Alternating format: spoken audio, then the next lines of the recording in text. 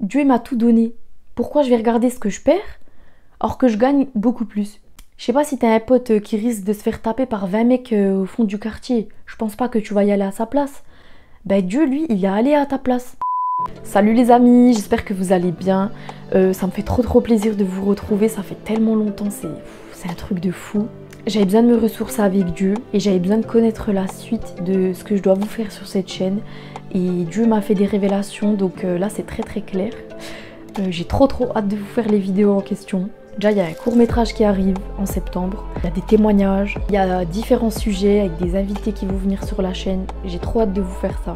Aujourd'hui, par contre, je vais vous parler de YouTube. Comment je suis arrivée sur YouTube malgré ma timidité. Comment Dieu m'a transformée. Moi qui œuvrais pas du tout pour lui.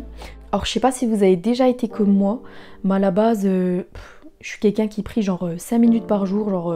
Merci Seigneur, bonne nuit. J'étais vraiment comme ça. Je lisais une fois toutes les 2 semaines. Enfin, vraiment, je m'investissais pas du tout pour Dieu. Or que, normalement, je sais pas, ton voisin, il t'offre une assiette de gâteau. Bah, tu lui ramènes une assiette de gâteau. Et Dieu, il s'est sacrifié pour toi. Puis genre, t'es là, puis tu fais rien. Puis moi, je me suis dit, mais en fait, pourquoi je fais rien? Il s'est quand même tué pour nous. Il s'est sacrifié pour nos péchés, pour qu'on meure pas, en fait, pour qu'on n'aille pas en enfer. Puis moi je fais rien en retour, je suis là normal. Et j'ai toujours voulu faire une chaîne YouTube, sauf que j'avais pas le sujet. Après j'ai donné ma vie à Jésus-Christ, donc j'avais le sujet, mais j'étais toujours timide. Et un jour il y a un pasteur qui s'appelle René Yoder, il est venu prêcher dans mon église. Et je sais pas, mais son message il a tellement touché mon cœur, il a tellement touché mon âme, que quand je suis rentrée chez moi, je me suis dit ça y est, en fait Dieu il a tout fait pour moi, mais qu'est-ce que j'attends en fait?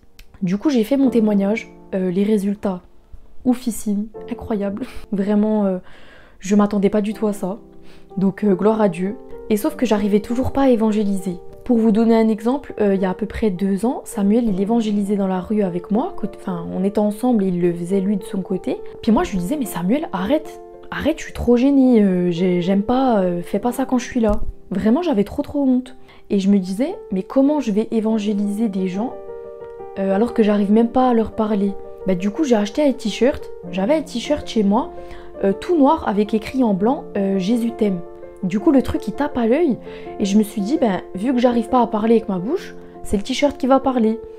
Donc j'ai mis le t-shirt, je suis allée dans la rue et les gens en fait ça les interpellait mais un truc de fou, vraiment tout le monde me regardait, tout le monde était surpris, il y avait des gens qui me parlaient, il y avait des gens qui étaient pas d'accord mais il y avait des gens vraiment qui se posaient des questions, tout ça.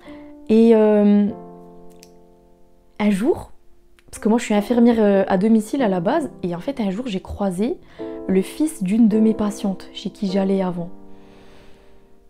Et cet homme, donc il est d'origine turque, donc c'est plus la mentalité musulmane, tout ça, il y a moins de chrétiens que de musulmans. Donc déjà j'étais un peu réticente, je me disais mais c'est sûr qu'il va m'envoyer balader et... Vu que j'avais le t-shirt sur moi, je me suis dit mais en fait Rita, arrête de réfléchir. Au bout d'un moment, tu veux évangéliser ou tu veux pas évangéliser. Donc je me suis dit arrête de réfléchir, vas-y, va lui parler. Puis je lui dis salut, tu sais que Jésus t'aime, en lui montrant mon t-shirt. Il était surpris et j'ai continué à parler puis je lui ai demandé s'il acceptait que je prie pour lui. Et il m'a dit oui. Donc j'ai prié pour lui. Et là vraiment j'ai agi par la foi. Moi j'avais peur, j'étais anxieuse et tout. Je me disais mais c'est sûr il va me dire non et tout. Et je lui dis, est-ce que tu veux donner ta vie à Jésus-Christ? Moi, je m'attendais à un an. Puis il me dit oui.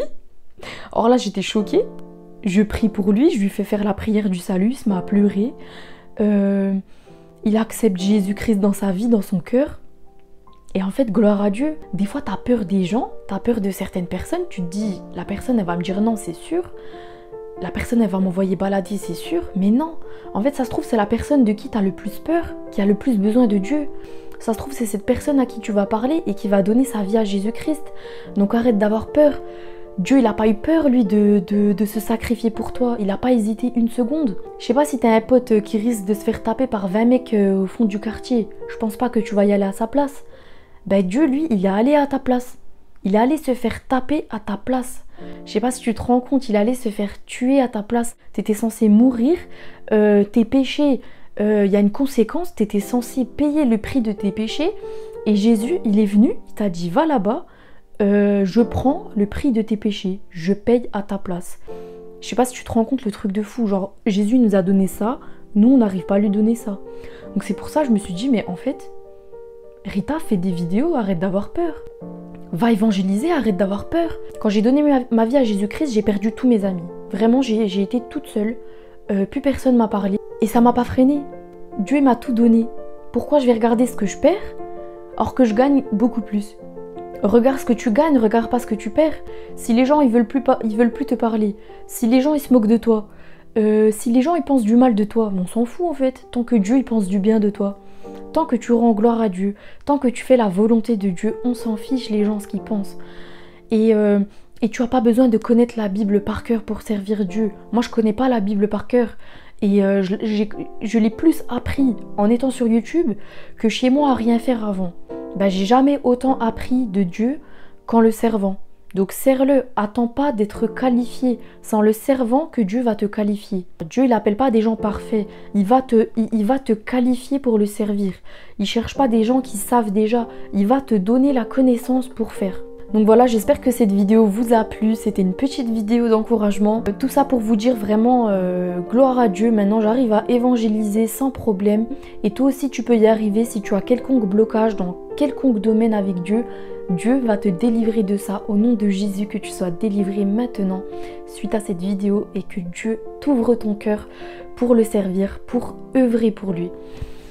En tout cas, je vous aime énormément. Merci pour tous vos encouragements, pour tous vos messages. Vous êtes vraiment géniaux.